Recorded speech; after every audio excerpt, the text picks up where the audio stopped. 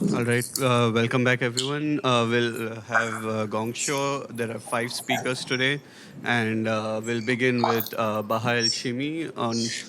Yeah. Hey, good morning.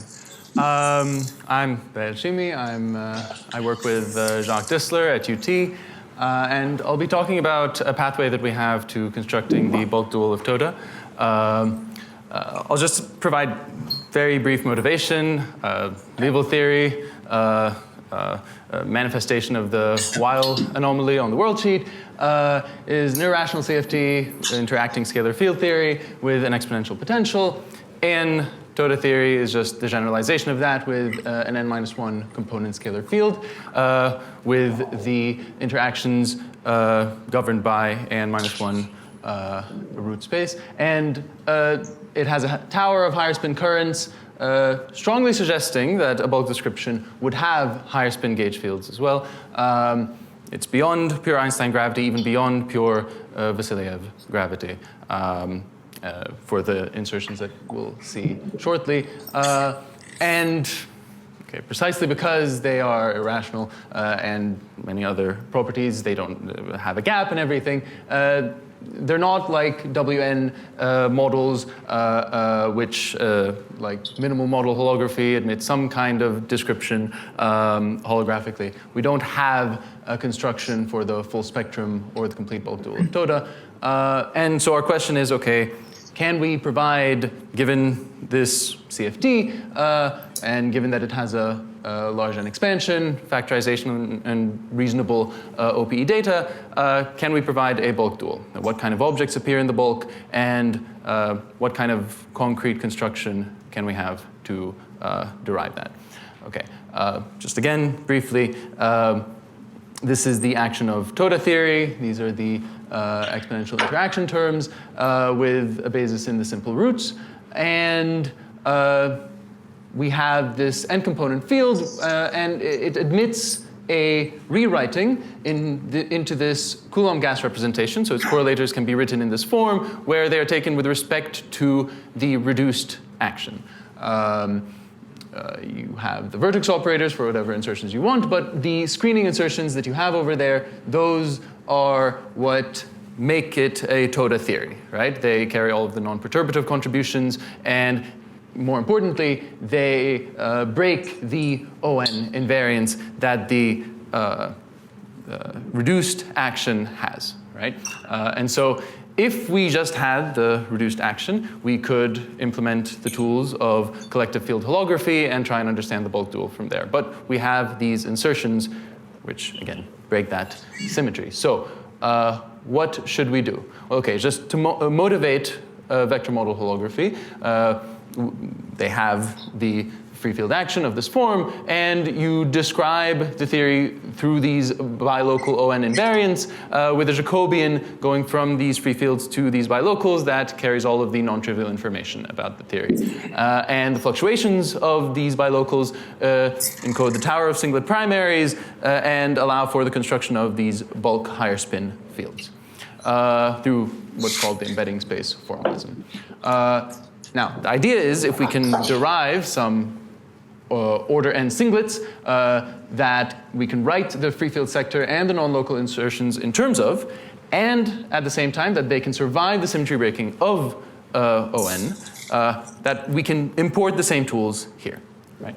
So the idea is we'd introduce these ON-2 and ON-1 singlets. The same sum that we had before over the fields, but we remove a single component or two components. And you can think of this as some kind of n-dimensional submanifold in a 2 n-dimensional space of fields.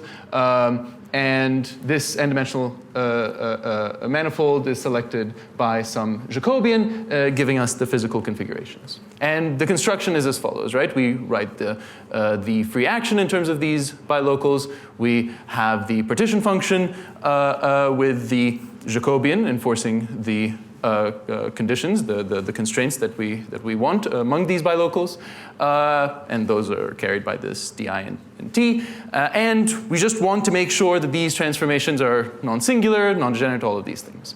We also want to understand the heavy operators in this language, right? In this bilocal language. And so I'll skim over this. And we want to perturb around the large N saddle, ensure the existence of this large N expansion, make sure that the VEVs are more leading order than the propagators, etc., and that indeed the loop contributions cancel. And I'll just flash the path ahead of understanding what these heavy operator insertions are.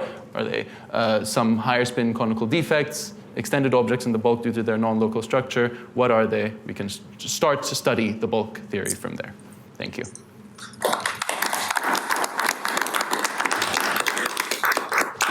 One question.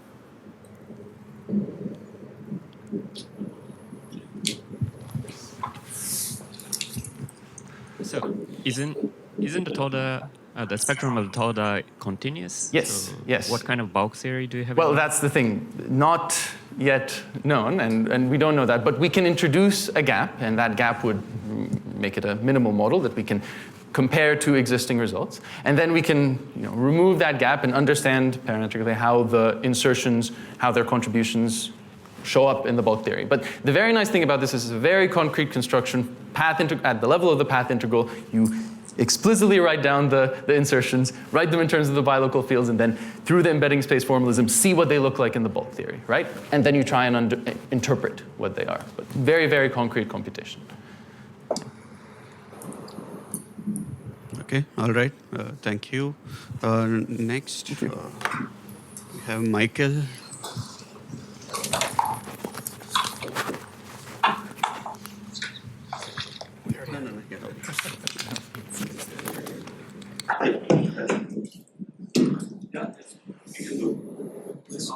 Yes. Okay. You can just. There we go. I think that's good. Okay, yeah, so I want to thank the organizers, first of all. This has been a great week, and I've had a lot of fun. And so I want to present some work that was done in collaboration with Sruthi Narayanan at Perimeter and my advisor, A.W. Peet at University of Toronto. And so we'll start with some motivation. So holography in bulk ADS spacetimes is, of course, very, very well understood compared to the lambda equals 0 or lambda equals positive values, spacetimes. And so celestial holography proposed that quantum gravity in asymptotically flat spacetimes is fully encoded in a codimension 2 CFT living on a cut of null infinity. But to date, there's really been no intrinsic construction of a celestial CFT, and so the motivating question for this work that we wanted to ask was, can we try to find some intrinsic properties that define what a celestial CFT is? And so one possible answer or possible answers might lie in studying the space of celestial CFTs related by exactly marginal deformations. For example, we know from work by Kutuzov in '87 that OPEs of marginal operators encode the geometry of the conformal manifold of connected CFTs, where Gij here on the right-hand side is the Zamolodchikov metric, and then this contact term encodes some information about the Christoffel symbols. So I just want to say a little bit about the celestial CFT spectrum. And so it organizes itself into this diamond structure, where you should really read this, focusing, let's say, on the left diamond here, which is called the memory diamond, as we start from some primary operator at the top corner, and I apply some derivatives on it, which create descendants. And there's going to be some number of derivatives that I can apply that will land me on these two left and right corners, which are themselves primaries, so they're primary descendants. That is, they're annihilated by the positive Virasoro modes. And so these two left and right corners are operators that are called conformally soft operators. They're the operators that are dual to soft insertions of soft gravitons or gluons in the bulk, in some bulk S matrix. And the right diamond here is called the Goldstone diamond, and it's basically just defined as being the symplectic partners of your conformally soft modes. So what do we do in this work? So marginal deformations in 2D CFT are operators with conformal dimension 2 and conformal spin equal to 0. And so what we want to do is construct exactly marginal operators by taking a Goldstone mode and a memory mode and smushing them together into this normal orbit product. So for example, we could do this for leading soft gluons that is soft gluons that give you the leading Weinberg pole in the bulk. And they're dual on the boundary to insertions of Kac-Moody currents. And we can construct an exactly marginal operator by basically constructing a JJ bar operator, current anti-current operator. And we compute in the paper an OPE between these two operators, and it takes exactly the form as I showed before between two marginal operators. So you can read from this, for example, a component of the Samologikov metric that depends on the rank of the gauge group and the Kac-Moody level that comes from the first term. And so given these marginal operators that we define, we can ask the question, what do they correspond to if I deform a celestial CFT? What does that correspond to in the bulk? And we argue in the paper that the S matrix, or really the celestial correlators, should come with a set of labels that label the particular soft vacua that the scattering is taking place in. And when I do a marginal deformation on the boundary, just some boundary celestial CFT, that corresponds to shifting these vacuum labels, which ultimately corresponds to inserting a coherent state of soft modes in the bulk, right? So for example, if this n here is a positive integer, a non-negative integer, if n is equal to 0, this corresponds to insertions of leading soft gravitons or gluons. And when I do that, when I do this marginal deformation, when n here is equal to 0, that corresponds to, in the bulk, adding a coherent state of leading soft gravitons. And that shifts the vacuum in some scattering experiment. Yeah, so the takeaway here is that marginal deformations in celestial CFTs exist, and they encode holographically bulk vacuum transitions in some scattering. And if you want to read more, here's the link to the paper. Thank you. We have time for one question.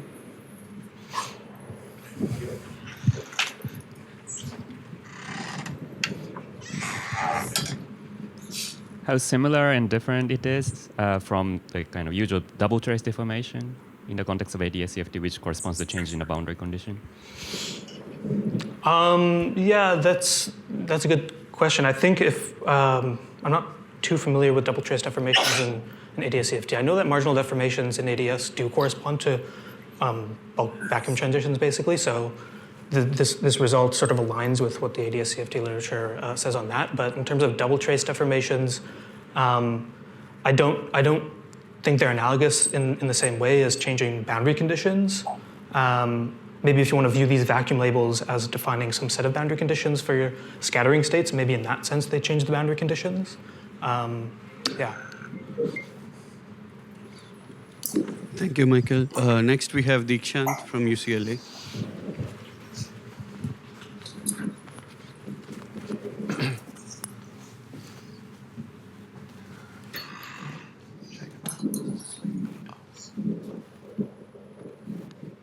Okay, so I'm going to be talking about the symmetric product orbifold. We've seen this a bunch of times in this week, but I'm going to be looking at it through the lens of generalized symmetries, in particular non-invertible symmetries that exist in these theories and what happens to them as you deform away from the orbifold point. And this talk is going to be based on all these works I've had with all these collaborators, including my advisor, Michael Goodpearl, and Suzanne, who's a postdoc at UCLA, who's also present here. So first things first, what is a symmetric product orbifold CFT? You start with a unitary and compact CFT with some central charge C. We call this the C theory. Then you take n copies of it. Taking n copies of the same theory gives a global SN symmetry. And then you gauge the SN permutation group.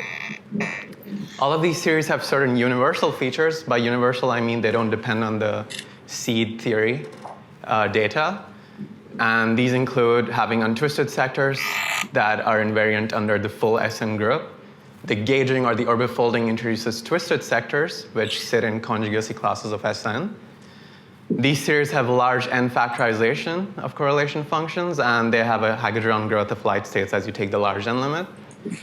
These light states in the large n limit look like long strings. That's why we said that there's also descriptions of these theories to tensionless string theories. So what are the symmetries of these theories? The language that we use kind of is the following. In 2D, like the symmetry generators correspond to topological defect lines. These defect lines are things you can move around. That's why they're topological. And every time they cross an operator, they implement a group action on them. And to classify the general topological defect lines of the orbifolded theories, we use the language of G-equivalentization, which I'm not going to go in detail about. But the setup basically is you pick a set of symmetry generators of the seed theory itself, which, again, in general could be non-invertible.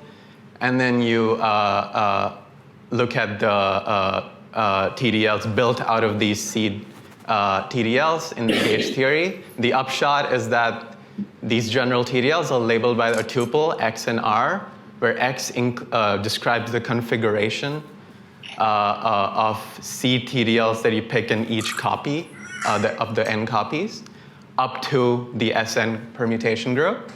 And R denotes the irreducible representation of the group that stabilizes this configuration.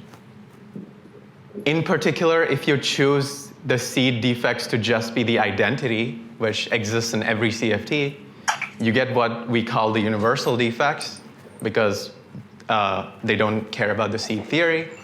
And they're just labeled by representations of Sn. They look like the following. There's a character of the Sn group that's weighting projectors over conjugacy classes of Sn. So we can ask about deforming away from the orbifold point. There's been work that shows that a twisted operator, a deformation by a twisted operator takes you from a free point to a strongly coupled CFT, which is believed to have a holographic dual description. So we can ask what happens, what is the fate of these symmetries under such deformation operators or such deformations, and the criteria that tells you if a defect survives a deformation is described by this operator action, where the defect, when acted upon an operator, gives the operator back up to a number. That number is associated to the quantum dimension of the defect. So if this quantum dimension of the defect is 1, then the defect is said to be invertible. If it's greater than 1, then it's in general a non-invertible symmetry. So the main result of our paper is that the only TDLs that commute with any twisted sector deformation must be of this very specific form.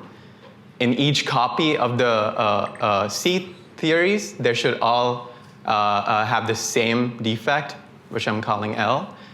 And in each copy, this defect L must be invertible, and the representation should, for Sn, could either just be trivial or the sign defect, or the sign representation. The sign representation just tells you whether your cycles occur. And the upshot is that all non-invertible symmetries are broken. There is an exception for S4 at n equals 4. The defect represented by this 2-2 cycle actually survives deformation by a twist 2-2 operator. That's the only exception we found where a non-invertible symmetry survives. There are some open questions about what this sign representation, which looks like a Z2 symmetry, corresponds to in the supergravity bulk. And even at the tensionless point, you can study S infinity representations of characters and ask what that corresponds to on the wool sheet. Thank you.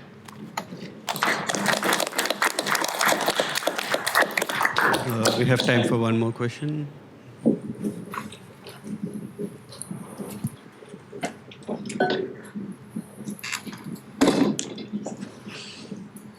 In the first slide, you said that it's important that the CFT is compact.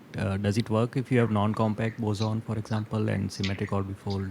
No, I think where this goes wrong is the fact that the quantum dimension can, this criteria of whether the quantum dimension being 1 corresponds to an invertible defect and greater than 1 being a non-invertible, it kind of shifts. So it's, I'm not sure like what happens in that case. But. Okay, thank you. Yeah. Okay, let's thank Dikshant again. And we have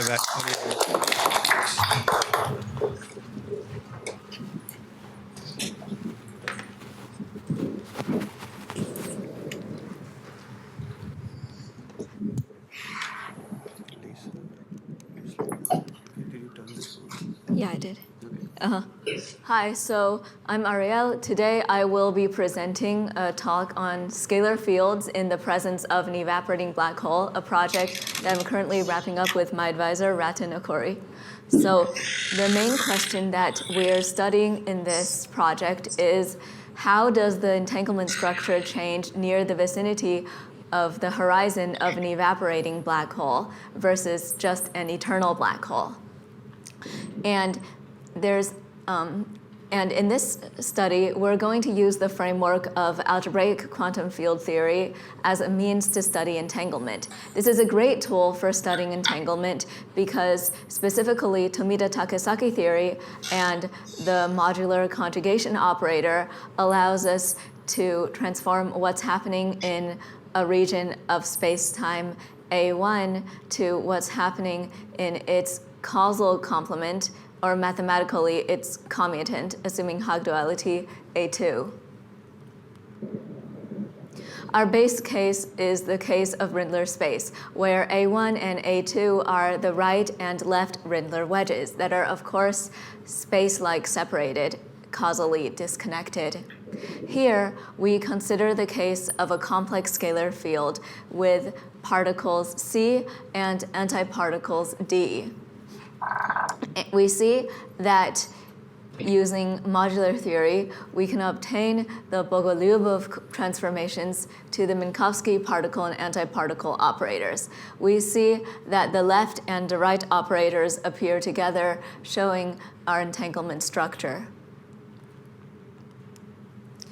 As for the case of a black hole, we are considering the case of a quasi-stationary and linearly evaporating black hole with linear evaporation parameter alpha, which is assumed to be very small. Here, we use the Vaidya metric, which describes the geometry of this black hole. With a series of coordinate redefinitions and transformations, we show that it is equivalent to the Rindler metric multiplied by the conformal factor omega, which is dependent on alpha and our time-like and space-like coordinates.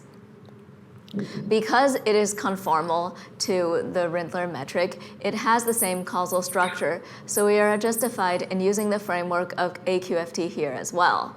This is because the Hug-Hassler axioms, which define AQFT, are well defined on Minkowski space. We see that the effect of the black hole evaporation is to induce a phase dependent on alpha, the evaporation parameter. This is present in the Bogolyubov coefficients, wherein we can see the effect on the entanglement structure, as well as apparent in the expression for the Minkowski vacuum in terms of the right and left vacua. This is a thermal field double-like state and shows the entanglement structure. We may interpret the phase factor as a Shapiro-like time of advance due to time evolution in the bulk. Another interpretation is due to the topology of the space and has to do with the path between the wedges through the black hole wormhole as versus the path through the asymptotically flat region, and there may be a phase delay between these two paths. This is our main result. Thank you.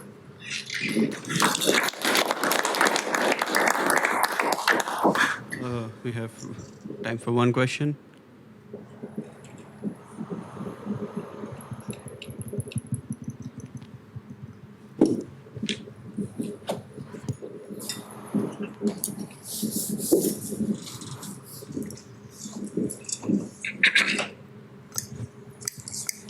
Real quick one. Is there anything that one could potentially compute to tell the difference between these two interpretations?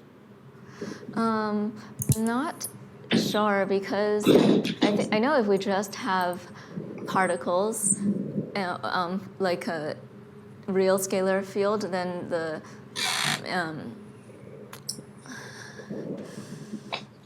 then the observables are just going to be the same because it's a phase, although here there is like some kind of still different, like it's not the same phase in the two terms in the thermal field double state. So I'm not actually sure if the entanglement entropy may actually be different in this case, because it doesn't seem like it would immediately cancel out, since one of them is like positive 2 pi alpha, one of them is like negative 2 pi alpha. But I'm not sure. I'll have to think about that. Thank you.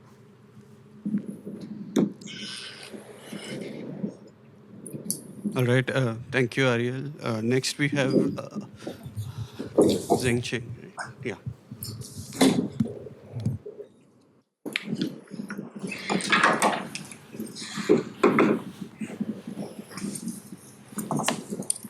Okay. Should I just start? Okay. Yeah, okay.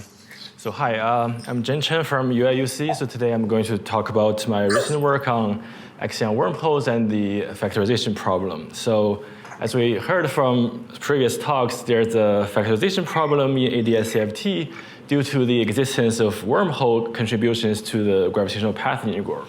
So today we are just trying to look at one very particular example, which is the axion wormhole in ADS, and we look at the simplest model where you have where the axion can be modeled by a massless scalar field that takes purely imaginary value, and the wormhole is supported by the flux, non-trivial flux of the axion. So that's why you can make this solution to the equations of motion.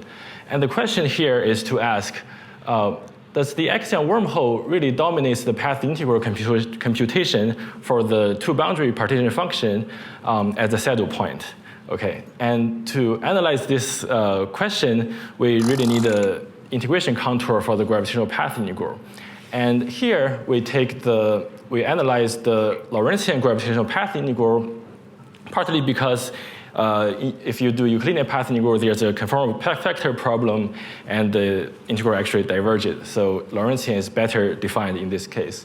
Okay, so what's the main idea here is to first you can write the partition function in terms of this like trace e to the minus I h t. And so for each t, this can be written as a gravitational path integral, Lorentzian gravitational path integral in the bulk, where we integrate over all the metric and matter fields with the boundary condition such that there's a periodic Lorentzian time with this big T as periodicity. So in this case, we're interested in Euclidean wormholes that connects to d spheres on the boundary. So in Lorentzian, upon analytic continuation, they are just d-dimensional de Sitter static patches. So on the boundary, you have two such like American football-shaped manifold as your boundary condition. Okay. And here we make a huge assumption, which is we assume all other variables are integrated out, only except the size of the wormhole throat here. So this path integral reduces to a two-dimensional integral, and for each L0, the wormhole throat size, the relevant action you compute is the action for such wormhole configurations, where the equation of motion are satisfied everywhere except at the wormhole throat, where you put a constraint. So there could be a discontinuity in the, for example, extrinsic curvature across this constrained surface. So we can then like integrate over T first and then analyze this L0 integral. So what's the result? Here there are some figures. We use the Picard-Lefschetz theory to analyze the relevance of the saddle point. And we define the contour to be over all real positive size of the wormhole when the scalar field is real. Remember, when the scalar field is real, there's no wormhole solution. When it's imaginary, there's wormhole solution. So we define it to be this when you have like ordinary matter, and then we gradually analytically continue the boundary condition for the scalar field and see how the contour and saddles move. So in 2+1D gravity with axion, it turns out that if you do this procedure, the wormhole is not a relevant contribution at the saddle point. Is it? Okay. It is actually, the contribution is actually dominated by the endpoint. And however, in GT gravity, there's analogous like axion wormhole when you couple GT gravity to a massively scalar, and when the scalar is purely imaginary, you also have that solution. And we also analyze this case. But turns out the result is very different. When you do the same procedure, gradually analytically continue the scalar field, it turns out that when you have purely imaginary scalar, the wormhole solution is actually dominates the path integral. It lies at the integration contour. So there's a very big difference here, and it definitely requires further work to clarify why this happens and if there's a general rule to tell whether wormholes really contribute at saddle points to the gravitational path integral. So yeah, that's all. Thank you.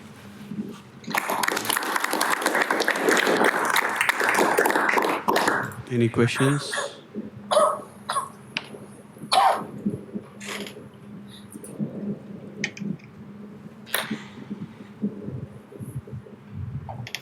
All right.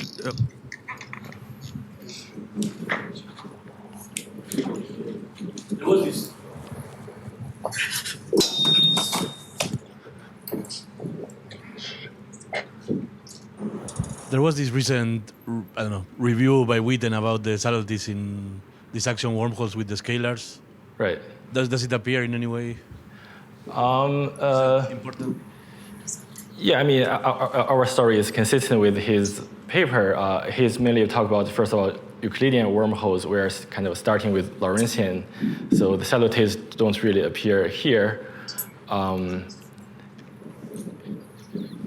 And I guess he wants to look at like small coupling, and you still have semi-classical results.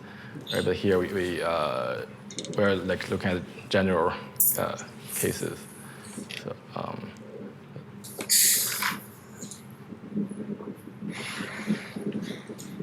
does that answer your question? Okay. All right, let's thank all the Gong Show speakers again.